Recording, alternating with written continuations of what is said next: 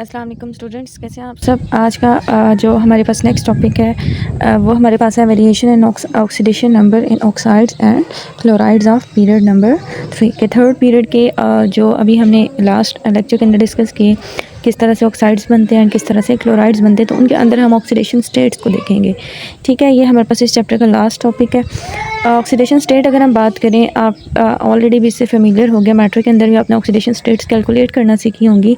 What is the meaning of oxidation state और oxidation number.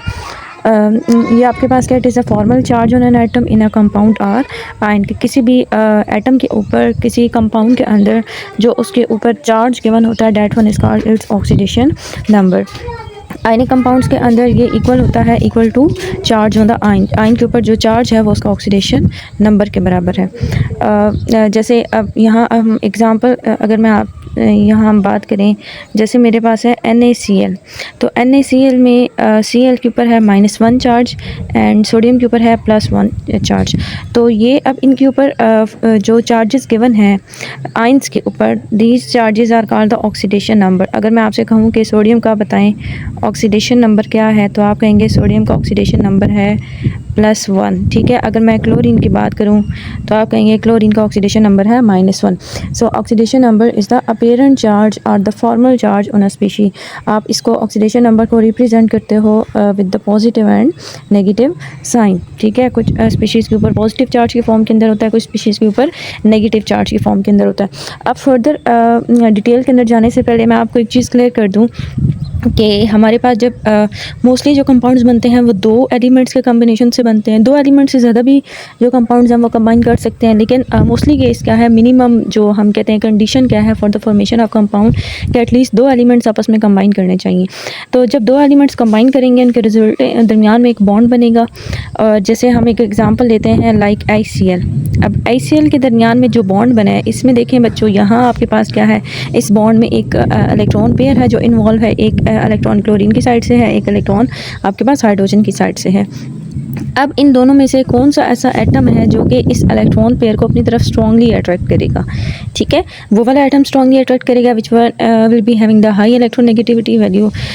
So the atom having the high electronegativity value will attract this electron pair strongly towards itself, जिसकी वजह से उस atom के ऊपर जो charge develop होगा date will be -1। और जो दूसरी स्पीशी है जिसके जिससे इलेक्ट्रॉन हम ये कह सकते हैं कि जिससे इलेक्ट्रॉन पुल अवे चला गया, उसके ऊपर कौन सा चार्ज आएगा, +1। तो इस केस के अंदर आपके पास एक स्पीशी के ऊपर फॉर्मल जो ऑक्सीडेशन नंबर है वो नेगेटिव के अंदर आएगा, दूसरी स्पीशी का ऑक्सीडेशन नंबर पॉजिटिव के अंदर आएगा। ठीक है, हम इसकी अगर जैसे फर्दर एग्जांपल्स देखें, हमारे पास है CaCl2। तो इसमें आपके पास जो chlorine is highly electronegative, so 1 chlorine is having the -1 charge, 2 chlorines are having the -2 charge. And calcium के ऊपर आपके पास क्या आएगा, +2 charge, because calcium is less electronegative and it is losing electron. तो किसी भी कम्बिनेशन के अंदर बेशक आयनिक बॉन्ड हो बेशक कोवलेंट बॉन्ड हो, वहाँ जो स्पीशी इलेक्ट्रॉन्स को स्ट्रांगली अपनी तरफ अट्रैक्ट करेगी वो स्पीशी क्या करेगी, उसके ऊपर आएगा नेगेटिव चार्ज। और जो स्पीशी इलेक्ट्रॉन को लूज़ करेगी या जिससे in case of covalent bond जिससे इलेक्ट्रॉन पेयर जिससे दूर चला जाएगा, उसके ऊपर क्या आएगा, पॉजिटिव चार्ज। ठीक है, यहाँ ये समझाने का पर्पज़ ये था कि आपको ये क्लियर हो जाए, आइडिया हो जाए कि किसी भी न्यूट्रल कंपाउंड के अंदर एक ऐसा कंपाउंड जो न्यूट्रल है, जैसे यहाँ देखें, अगर मैं इसकी बात करूँ कैल्शियम क्लोराइड की बात करूँ तो +2 चार्ज प्लस, अब ये देखें 2 × -1, आपके पास आंसर क्या आएगा, -2। तो ओवरऑल +2 एंड -2 एक दूसरे के इफेक्ट को कैंसिल करें तो आपके पास क्या हो रहा है, ओवरऑल जो आंसर आ रहा है वो क्या आ रहा है, वो न्यूट्रल आ रहा है। मींस इस ये जो स्पीशी है, स्पीशी के ऊपर जो ओवरऑल जो चार्ज है वो क्या है, 0 है। तो किसी भी कंपाउंड के न्यूट्रल होने के लिए उसके अंदर जो स्पीशीज़ इन्वॉल्व हैं उनमें positive and negative oxidation states का बैलेंस होना ज़रूरी है। मीन जितने नेगेटिव ऑक्सीडेशन स्टेट्स हो, नेगेटिव चार्जेस हों, उतनी ही उस स्पीशी के अंदर पॉजिटिव चार्जेस और नेगेटिव चार्जेस कौन से एलिमेंट्स के ऊपर होंगे, जो इलेक्ट्रॉन पेयर्स को स्ट्रांगली अट्रैक्ट करेंगे। ठीक है, और पॉजिटिव चार्जेस उनके ऊपर होंगे जो इलेक्ट्रॉन पेयर्स को वीकली या लूजली अट्रैक्ट करेंगे। नेक्स्ट हम बात करते हैं कुछ जनरल रूल्स हैं ऑक्साइड्स एंड क्लोराइड्स के कंपाउंड्स के ऑक्सीडेशन स्टेट्स के बारे में।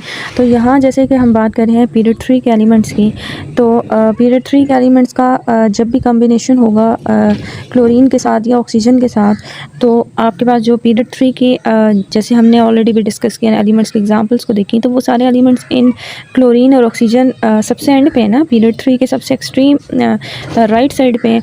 तो बाकी सारे एलिमेंट्स उनसे लेफ्ट साइड पे, इट मीन्स वो सारे एलिमेंट्स के जो इलेक्ट्रोनेगेटिविटी वैल्यूज़ हैं वो कम है as compare to chlorine and oxygen. तो इनके जो कंपाउंड्स बनेंगे उनके अंदर पीरियड 3 के जो एलिमेंट्स हैं उन सब की ऑक्सीडेशन स्टेट्स क्या होंगी, वो ऑक्सीडेशन स्टेट्स होंगी पॉजिटिव के अंदर, ठीक है। सबसे फर्स्ट में हमारे पास क्या है, this oxidation states mostly will be positive since oxygen and chlorine are more electronegative. And second आपके पास क्या है, किसी भी स्पीशी के ऊपर जो चार्ज है वो इंडिकेट करता है कि इस स्पीशी ने हम ये बात करते हैं कि स्पीशी के कितने इलेक्ट्रॉन्स बॉन्डिंग के अंदर इन्वॉल्व हैं, ठीक है। किसी भी स्पीशी के ऊपर जो चार्ज है वो इंडिकेट करता है कि कितने इलेक्ट्रॉन्स इसके बॉन्डिंग के अंदर इन्वॉल्व हैं। लाइक NaCl की एग्जांपल, अगेन हम सिंपलेस्ट एग्जांपल को देखते हैं। Na positive one means sodium has ability to lose one electron and chlorine has ability to gain one electron. So both this species are using their one electron in bonding. तो आपको electrons का idea होता है जो कि bonding के अंदर involve है। Same case calcium chloride, calcium is having the positive 2 charge means it's 2 electrons are involved. Outer 2 electron, calcium is losing its outer 2 electron for the formation of a bond. So 2 electrons here 2 electrons are involved. And अगर हम इसके अलावा example देखें, यहाँ हम जो most common आपके पास compound है वाटर, इसकी एग्जांपल देखें। अगर हम देखें यहाँ हाइड्रोजन के ऊपर जो चार्ज है वो आपके पास है +1 और ऑक्सीजन के ऊपर जो चार्ज है वो आपके पास है -2। ऑल दो यहाँ आपके पास जो बॉन्डिंग हो रही है वो क्या हो रही है, वो हो रही है कोवेलेंट बॉन्डिंग। ऑल दो आपके पास कोवेलेंट बॉन्डिंग हो रही है, हम ये कहते हैं कि इसके ऊपर पार्शियल नेगेटिव पार्शियल पॉजिटिव जो चार्जेस होते हैं स्पीशीज़ के दौरान। लेकिन जो ऑक्सीडेशन स्टेट्स हैं वो क्या है, हाइड्रोजन की +1। इट मीन्स कि हाइड्रोजन का जो 1 इलेक्ट्रॉन है वो इस केस के अंदर बॉन्डिंग में इन्वॉल्व है, और हाइड्रोजन के कितने इलेक्ट्रॉन्स, हाइड्रोजन के जो 2 इलेक्ट्रॉन्स हैं वो बॉन्डिंग के अंदर इन्वॉल्व है, ठीक है। अब ये देखें इसका आपको कैसे आइडिया होगा, मैं अगर आपको इसका स्ट्रक्चर ड्रा कर यहाँ करके दूँ। आपके पास ये केस है जिसके अंदर हम यहाँ बात करें कि देखें आपका जब ये वाटर का स्ट्रक्चर बन रहा है, तो वाटर के स्ट्रक्चर के अंदर आपके पास ऑक्सीजन एंड हाइड्रोजन के दरमियान में एक ये बॉन्ड बन रहा है, एक ऑक्सीजन एंड हाइड्रोजन के दरमियान में ये बॉन्ड बन रहा है। तो अब आप देखें कि ये वाले जो 2 इलेक्ट्रॉन्स हैं ये किसके हैं, ऑक्सीजन के, और आपके पास ऑक्सीजन के, तो मींस कि ऑक्सीजन अपने क्या कर रहा है, 2 इलेक्ट्रॉन्स को यूज़ कर रहा है बॉन्डिंग के अंदर। एंड हाइड्रोजन का, इस हाइड्रोजन का एक ये वाला इलेक्ट्रॉन है, इस हाइड्रोजन का एक ये वाला इलेक्ट्रॉन है, तो हाइड्रोजन अपने एक इलेक्ट्रॉन्स को यूज़ कर रहे हैं। सो जो ऑक्सीडेशन नंबर है also gives the indication of the number of the electrons which are used in the bonding. आपकी जो सेकेंड स्टेटमेंट है ये क्या है, ये इसी को जस्टिफाई कर रही है कि oxidation number is equal to the number of the valence electron used in the bonding. और अगर हम पीरियोडिक टेबल के अंदर देखें तो जो आपके पास ऑक्सीडेशन नंबर है it is mostly related to group number, ठीक है। लाइक अगर मैं बात करूं कि सोडियम अपने कंपाउंड्स के अंदर +1 ऑक्सीडेशन नंबर शो करता है because sodium is the member of the first group. हमने ऑलरेडी बात की थी, देखें हमने इससे पहले हमने डिटेल के अंदर मैंने आपको समझाया था कि आपके पास जो ग्रुप नंबर है, group number is equal to number of valence electrons, ठीक है। तो ये हमारे पास चीज़ हो गई। और फर्दर अभी हम ये क्या कह रहे हैं कि जो नंबर ऑफ़ इलेक्ट्रॉन्स हैं वो किसके बराबर हैं, वो नंबर ऑफ़ इलेक्ट्रॉन्स बराबर हैं ऑक्सीडेशन स्टेट के। तो हम कह सकते हैं कि आपके पास ये जो तीनों स्पीशीज़ हैं, ये जो तीनों टर्म्स हैं एक दूसरे से रिलेट कर रही है, ठीक है। तो आपकी जो ऑक्सीडेशन स्टेट है it is equal to the mostly it is equal to the number of valence electrons के। आपको जो वैलेंस इलेक्ट्रॉन्स उसके बारे में भी आइडिया देती है। About the oxidation number in oxides के, आपके पास जो पीरियड 3 के डिफरेंट एलिमेंट जब ऑक्साइड्स बनाते हैं तो उनमें ऑक्सीडेशन नंबर उनका क्या होता है। सबसे फर्स्ट में आप कीप इन माइंड कि यहाँ हम बात कर रहे हैं नॉर्मल ऑक्साइड्स की जिनमें ऑक्सीडेशन का के ऊपर जो ऑक्सीडेशन स्टेट है, ऑक्सीजन के ऊपर जो चार्ज है वो -2 है। तो आपके पास जो सोडियम है वो +1, magnesium +2, aluminium +3, silicon +4, phosphorus +5 and sulphur +6 oxidation state के अंदर होता है। ठीक है, इसके हम एग्जांपल कैसे लें? लाइक अगर मैं यहाँ एग्जांपल की बात करूँ SO3, ठीक है, ऑक्सीडेशन स्टेट हम कैसे निकालते हैं? इसके अंदर अगर मैं निकालना चाह रही हूँ सल्फ़र की ऑक्सीडेशन स्टेट, तो हमारे पास देखें, अब ओवरऑल ये मॉलिक्यूल क्या है? न्यूट्रल मॉलिक्यूल है ना। तो एक ऑक्सीजन की ऑक्सीडेशन स्टेट क्या है? -2 मींस आपके पास जो 3 ऑक्सीजन है इनके ऊपर चार्ज क्या आएगा? -2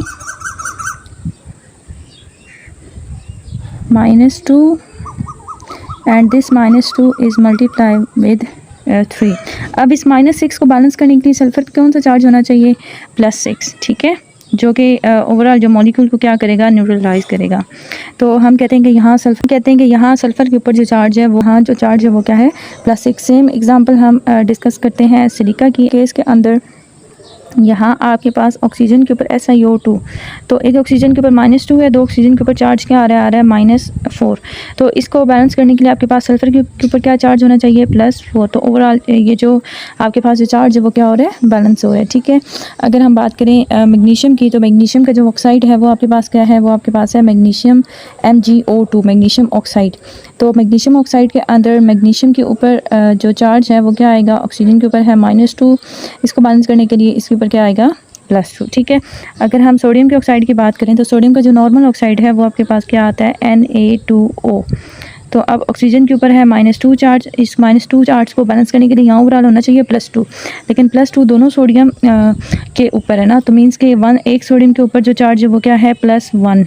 तो उसको 2 से मल्टीप्लाई करेंगे तो 2 सोडियम का आपके पास क्या आ जाएगा? चार्ज आ जाएगा। ठीक है, तो इस तरह से हम जो ऑक्सीडेशन नंबर है वो किसी भी स्पीशी का जो है उस को चेक कर सकते हैं। ये तो मैंने आपको बताया कि हम ऑक्सीडेशन नंबर आपके पास जो पीरियड 3 के एलिमेंट्स उनका किस तरह से वेरी करेगा, ये डिफरेंट एग्जांपल्स के अंदर। अब ये देखें, अगर हम ये देखना चाह रहे हो कि हमने ऑक्सीडेशन नंबर कैलकुलेट करना है, तो उसका एक मेथड क्या है? आपको किसी भी स्पीशी का कहा जाए कि इसका ऑक्सीडेशन नंबर कैलकुलेट करें, तो आपने कैसे कैलकुलेट करना है? हम अगेन एग्जांपल लेते हैं सल्फ़र ट्राईऑक्साइड की। तो SO3 का बच्चों आपके पास केस है, आपने ऑक्सीडेशन नंबर, अगर मैं आपसे कहती हूँ कि इसमें आप सल्फ़र का ऑक्सीडेशन नंबर कैलकुलेट करें, या आपको उसका ग्रुप नंबर नहीं आ, तो आपको नहीं समझ आ रही कि यहाँ सल्फ़र के ऊपर चार्ज क्या होगा, तो इसका मेथड क्या है? अब देखें, ओवरऑल ये जो मॉलिक्यूल है ये क्या है? न्यूट्रल मॉलिक्यूल है ना। तो आपने क्या लगाना है? आपने लगाना है इक्वल, और न्यूट्रल मॉलिक्यूल के ऊपर चार्ज क्या होता है? 0। तो आपने इधर क्या प्लेस करना है? 0। अब आप इसके अंदर जो एटम्स हैं उनको पहले मेंशन करें। अब इसके अंदर कितने सल्फ़र हैं? 1 सल्फ़र प्लस ऑक्सीजन कितने? 3 ऑक्सीजन। ठीक है, अब हमें इस चीज़ का आइडिया है कि ऑक्सीजन, मैंने आपको ऑलरेडी बताया कि ऑक्सीजन अपने ऑक्साइड्स के अंदर ऑक्सीजन -2 चार्ज के साथ रहेगा। ठीक है, तो अब आपको जो ऑक्सीडेशन स्टेट जो पता है ना वो लिख लें, जो अननोन है उसको रहने दें। तो हम अननोन को ऐसे लिखते हैं 1 सल्फ़र, हम इसको ऐसे लिखते हैं प्लस आपके पास ऑक्सीजन का आपको आइडिया है कितनी है? -2 एंड इज़ इक्वल टू 0। अब 1 सल्फ़र आपको अननोन है, हम सिंपली इसको ऐसे लिखते हैं 1 इज़ इक्वल टू 1, उसकी तो कोई ऐसा नहीं है। तो आपके पास ये 3 × 2 -6, तो आपके पास यहाँ हम एक स्टेप फर्दर कर लेते हैं, सल्फ़र 3 × 2 -6, तो S-6 is equal to 0। Next step के अंदर आपके पास क्या होगा? S इज़ इक्वल टू -6 क्या हो जाएगा? उस साइड पे चला जाएगा +6 एंड 0 +0 आप करें तो वो 0 रहेगा। तो सल्फ़र के ऊपर जो चार्ज आ गया वो क्या आ गया? +6 आ गया। तो आप इस तरह से सल्फ़र के ऊपर जो चार्ज है उसको कैलकुलेट कर सकते हो। ठीक है, सेम केस अगर हम देखें, जैसे हमने एग्जांपल डिस्कस की ग्रुप 3 के मेंबर की, ग्रुप 3 के जो हमारे पास केस है SiO2, again it is a neutral species, so this consist of 1 silicon plus 2 oxygen and 1 silicon. अब सिलिकॉन के ऊपर जो चार्ज, सिलिकॉन प्लस ऑक्सीजन के ऊपर जो चार्ज है वो क्या है? -2। सिलिकॉन का चार्ज हमने कैलकुलेट करना है, so this one is equal to silicon 2 × 2 -4 is equal to 0। तो सिलिकॉन के ऊपर जो आपके पास ये -4 उस साइड पे जाएगा तो क्या हो जाएगा? हो जाएगा +4। तो आपके पास सिलिकॉन के ऊपर जो चार्ज आ गया वो क्या आ गया? +4 चार्ज आ गया। ठीक है, तो आप इस तरह से कोई भी अननोन आपके पास जो स्पीशी हो, आप उसके जो ऑक्सीडेशन नंबर है उसको आप इजीली कैलकुलेट कर सकते हो बाय यूजिंग दिस मेथड। इसके बाद हम चलते हैं नेक्स्ट क्लोराइड्स की तरफ कि क्लोराइड्स के अंदर जो स्पीशीज़ हैं उनके ऊपर ऑक्सीडेशन नंबर हमारे पास क्या होता है। तो ऑक्सीडेशन नंबर क्लोराइड्स की अगर हम बात करें, जैसे लास्ट केस के अंदर देखा, जैसे जैसे हम पीरियड के अंदर मूव करें आपके पास ऑक्सीडेशन नंबर इंक्रीज़ कर रहा है। तो सेम केस हमारे पास ये क्या होता है कि हमारे पास ऑक्सीडेशन नंबर क्लोराइड्स के केस के अंदर भी इंक्रीज़ कर रहा होता है अक्रॉस द पीरियड। यहाँ भी सेम है, आपके पास सोडियम के ऊपर +1, magnesium aluminium +3, silicon +4, phosphorus +5। Sulphur के मोस्टली इतने ज़्यादा जो कंपाउंड्स हैं वो क्लोरीन के साथ ऑब्जर्व नहीं किए जाते। तो आपके पास इस तरह से ऑक्सीडेशन स्टेट अब यहाँ से हमें आइडिया हो गया कि ऑक्सीडेशन स्टेट हमें indirectly number of valence electrons का आइडिया देते हैं, and number of valence electrons is equal to और is related to the group number. So आपके पास जो पीरियड के अंदर जो एलिमेंट्स हैं उनकी जैसे जैसे ग्रुप के अंदर वो वेरी करते हैं तो उनके अंदर जो आपका ऑक्सीडेशन नंबर है वो भी क्या होता जाता है, चेंज होता जाता है। एंड की पॉइंट्स क्या हैं कि both oxides and chlorides of the period 3 elements show a regular increase in the oxidation number across the period. हमने इसको ऑब्जर्व किया। This reflects the elements bonding capacity and the valence electron involvement.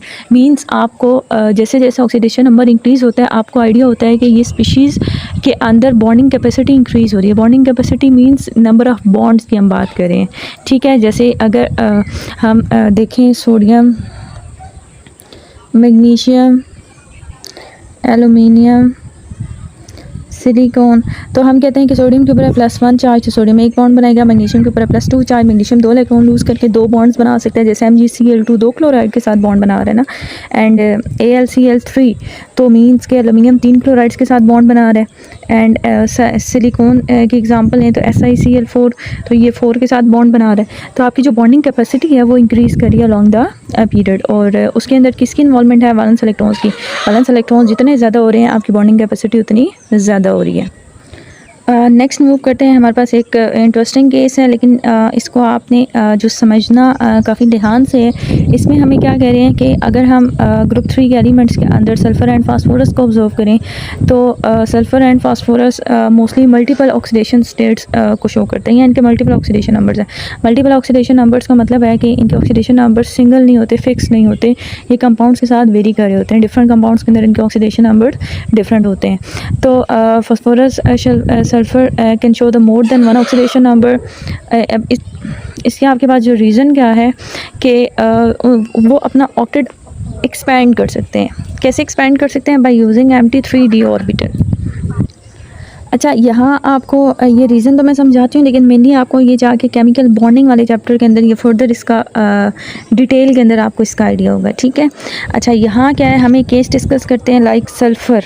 अगर मैं sulphur की जो configuration है उसको यहाँ मेंशन करूँ तो सल्फ़र के अंदर बच्चों आपके पास है 1s2, 2s2, 2p6, 3s2, 3p4, ठीक है। अब ये सल्फ़र की है आउटर कॉन्फ़िगरेशन, ठीक है। और 3p4 के बाद बच्चों आ रहा है 3d जो कि होता है Mt। लेकिन कुछ केसेस के अंदर जब सल्फ़र बॉन्ड्स बनाता है तो वो क्या करेगा, अब 3p को अगर नेक्स्ट ओपन करें, हम पढ़ेंगे नेक्स्ट सेकंड चैप्टर के अंदर, उसके जो सब शेल्स हैं वो फर्दर डिवाइडेड होते हैं डिफरेंट ऑर्बिटल्स के अंदर। तो आपकी जो p है ना, वो p के अंदर डिफरेंट जो 3p है वो डिफरेंट ऑर्बिटल्स के अंदर होता है। मींस उसके नेक्स्ट 3 पार्ट्स होते हैं, 3px, 3py एंड 3pz, ठीक हो गया। अब उसमें ये जो 4 इलेक्ट्रॉन्स हैं ये कैसे डिस्ट्रीब्यूटेड होते हैं आपके फर्स्ट हम क्या करते हैं कि जो तीनों ऑर्बिटल्स हैं इनके अंदर एक एक सिंगल इलेक्ट्रॉन को प्लेस करते हैं, 3py, 3pz, ये 3 इलेक्ट्रॉन्स हो गए। और 4th इलेक्ट्रॉन 3px के अंदर पेयर्ड होता है। अब ये जो पेयर्ड इलेक्ट्रॉन है ये अगर किसी एटम के अंदर पेयर्ड इलेक्ट्रॉन, उसका ऑर्बिटल के अंदर पेयर्ड इलेक्ट्रॉन होगा तो वो बॉन्डिंग में पार्टिसिपेट नहीं करेगा। For participation in bonding electrons must be unpaired या सिंगली फिल्ड इन ऑर्बिटल, के हर ऑर्बिटल के अंदर सिर्फ एक इलेक्ट्रॉन होना चाहिए अगर उसने बॉन्ड बनाना है, ठीक है। तो अब इस केस के अंदर आप देखें तो आपके तो सल्फ़र के जस्ट ये वाले 2 ऑर्बिटल्स हैं जो सिंगली फिल्ड हैं। तो इस केस के अंदर सल्फ़र सिर्फ 2 बॉन्ड्स बनाएगा। और सल्फ़र की ऑक्सीडेशन स्टेट क्या होगी, सल्फ़र की ऑक्सीडेशन स्टेट यहाँ होगी -2, ठीक है।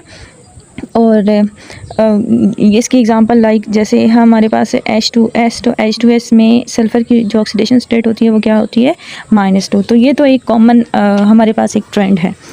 अब डिफरेंट केसेस के अंदर सल्फ़र क्या करता है, किस तरह से बिहेव करता है, ये अभी हम देखें। सल्फ़र ने बॉन्डिंग अपने बॉन्ड्स बनाने के लिए सल्फ़र क्या करता है, अब आपके पास 3p के बाहर नेक्स्ट जो ऑर्बिटल है वो कौन सा प्रेजेंट है, 3d। तो सल्फ़र क्या करेगा, 3d के फर्दर मैं ओपन करके नहीं लिख रही, सिंपली हम लिखते हैं कि आपके पास यहाँ से ये जो एक इलेक्ट्रॉन है ये मूव करके किधर चला जाएगा, ये मूव करके चला जाएगा ये इलेक्ट्रॉन d के अंदर। ठीक है, आपका जो 3px से एक इलेक्ट्रॉन है वो मूव करके चला गया 3d के अंदर। तो अब अगर यहाँ मैं कन्फिग्रेशन लिखूँ, वेट हम अगेन इसको कर लेते हैं। आपका एक इलेक्ट्रॉन मूव करके आ गया, यहाँ से एक इलेक्ट्रॉन मूव करके आ गया 3d के अंदर। अब देखें आपके पास जो अनपेयर्ड इलेक्ट्रॉन्स हैं वो कितने हैं इस केस के अंदर। इसके अंदर भी एक इलेक्ट्रॉन है, इसके अंदर भी एक है, इसके अंदर भी एक है और इसके अंदर भी एक है। तो टोटल अनपेयर्ड इलेक्ट्रॉन्स कितने हैं, वो आपके पास इलेक्ट्रॉन्स हैं 4 इलेक्ट्रॉन्स। तो जब 4 इलेक्ट्रॉन्स हैं, ठीक है, तो यहाँ जो सल्फ़र है वो कौन सी ऑक्सीडेशन स्टेट शो करेगा, वो शो करेगा +4 की, because this one is having the 4 valence electrons. उससे ज़्यादा अगर हम बात करें ना तो 4 unpaired valence electron, because the condition of bonding is that the electrons must be unpaired, singly filled in orbitals। तो आपके जिस ऑर्बिटल के अंदर एक इलेक्ट्रॉन होगा वो ऑर्बिटल बॉन्डिंग के अंदर पार्टिसिपेट करेगा। ठीक है, तो यहाँ अगर मैं इस केस के अंदर जो सल्फ़र की जो कॉन्फ़िगरेशन है उसको अगर मैं मेंशन करूँ, अगर मैं सल्फ़र की जो कॉन्फ़िगरेशन है उसको मेंशन करूँ इस केस के अंदर, तो वो हमारे पास आ रही है कुछ इस तरह, 1s2 2s2 2p6 3s2 3p3 and 3d1, क्योंकि आपके पास जो 3p है उसके बाहर आ रहा है 3d। तो अब आपके पास p के अंदर 3 इलेक्ट्रॉन है और d के अंदर आपके पास क्या है, एक इलेक्ट्रॉन है जो कि बॉन्डिंग के अंदर पार्टिसिपेट कर रहे हैं। ठीक है, तो इस वजह से आपके पास टोटल 4 इलेक्ट्रॉन्स हैं जो कि बॉन्डिंग के अंदर पार्टिसिपेट कर रहे हैं एंड सल्फ़र 4 बॉन्ड्स बना रहा है। ठीक है, अब दूसरा एक और केस आता है कि सल्फ़र की ऑक्सीडेशन स्टेट्स मोस्टली जो है वो ऑब्जर्व की गई हैं, वो +6 भी है। तो ये वाला केस आपके पास क्यों है, अगेन हम देखते हैं कि इस केस के अंदर क्या होता है कि नॉर्मली जब हम बात करें तो सल्फ़र की ऑक्सीडेशन स्टेट हम अगेन यहाँ लिखते हैं 1s2 2s2 2p6 3s2 3p4। अच्छा, अब देखें, अब प्रेजेंट है 3d, ठीक है, 3d जो एम्प्टी है जिसके अंदर अभी एक इलेक्ट्रॉन है। अब क्या होगा आपका जो मैं इसको लिखूं फर्दर, तो आपका जो सबसे बाहर वाला शेल है, सबसे लास्ट शेल है, वो तो ये पूरा है ना 3 वाला। तो शेल के अंदर तो इलेक्ट्रॉन की शिफ्टिंग इजीली हो सकती है क्योंकि यहाँ बहुत कम एनर्जी चाहिए। तो एक शेल से दूसरे शेल के अंदर इलेक्ट्रॉन को मूव कराना मुश्किल है, एक सब शेल से दूसरे सब शेल के अंदर इलेक्ट्रॉन की मूवमेंट ईजी है। ठीक है, मीन्स कि अगर हम ये 3 3 3 ये सारा, तो ये सेम शेल है आपके पास।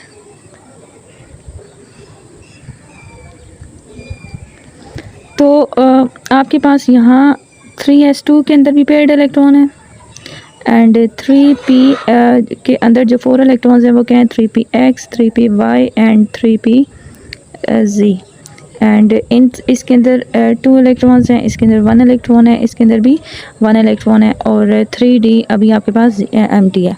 तो इस केस के अंदर आपके पास बच्चों क्या होगा कि जैसे प्रीवियस केस के अंदर एक इलेक्ट्रॉन तो यहाँ से 3px से मूव करके 3d में गया और एक इलेक्ट्रॉन 3s में से एक जो पेड इलेक्ट्रॉन है वो मूव करके 3d में चला जाएगा।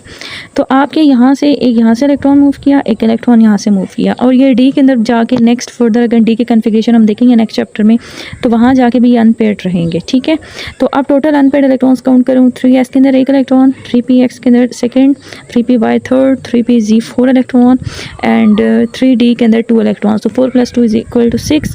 तो अब आपके पास जो टोटल अनपेयर्ड इलेक्ट्रॉन्स आ गए वो कितने आ गए, 6 अनपेयर्ड इलेक्ट्रॉन्स। और वो 6 अनपेयर्ड इलेक्ट्रॉन जब बॉन्डिंग के अंदर पार्टिसिपेट करेंगे, in that case the oxidation number of the sulfur will be +6, like SO3 वाला हम केस देख लें, जिसमें सल्फ़र के 6 इलेक्ट्रॉन्स बॉन्डिंग में पार्टिसिपेट करें, उसके ऊपर चार्ज है +6।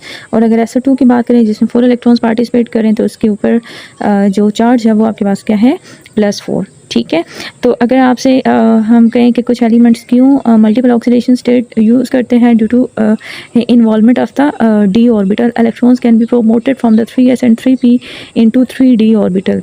ठीक है, और कितने इलेक्ट्रॉन्स प्रोमोट हुए हैं उसके बेस पे ऑक्सीडेशन स्टेट्स वेरी कर रही होंगी।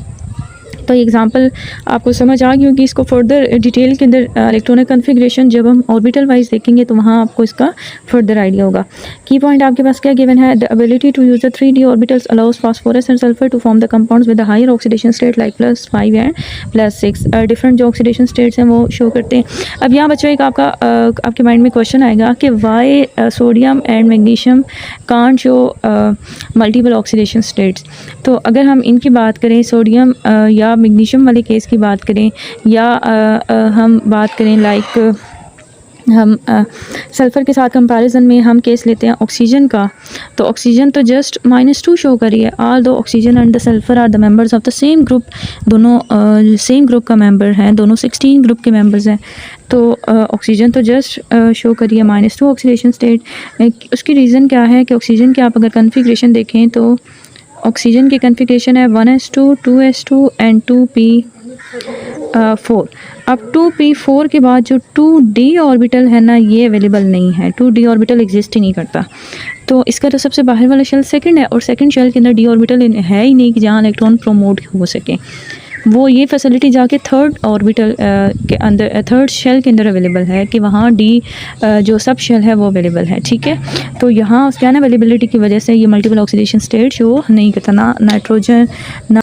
ठीक है, जो सेकंड पीरियड के मेंबर्स हैं वो इस तरह, but third period member show this ability due to involvement of the d orbital. तो यहाँ से आपको फर्दर आइडिया होता है कि ऑक्सीडेशन स्टेट्स हम डिफरेंट केसेस के अंदर कैसे कैलकुलेट कर सकते हैं।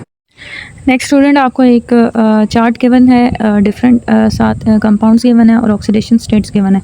इसको आप एक जो प्रैक्टिस के तौर पे भी अप्लाई कर सकते हो। लाइक इन सब कंपाउंड्स के अंदर मैंने आपको ऑक्सीडेशन स्टेट निकालना बताया ना, तो अब आप इन सारे सब के अंदर ऑक्सीडेशन स्टेट की खुद से कैलकुलेशन भी कर सकते हो। तो इन सब केसेस के अंदर आपको ऑक्सीडेशन स्टेट्स गिवन है कि फास्फोरस +5 +3, सल्फर इन SO3 +6 होगी, SO2 में +4 होगी। नेक्स्ट आपको जो क्लोराइड्स है उसका केस गिवन है, लाइक NaCl में +1, MgCl2 में +2, सिमिलरली PCl3 फास्फोरस ट्राइक्लोराइड में +3, PCl5 में +5। तो इन सब की आप कैलकुलेशन से आपको आइडिया हो जाएगा कि हम ऑक्सीडेशन स्टेट्स को किस तरह से कैलकुलेट करते हैं डिफरेंट केसेस के अंदर।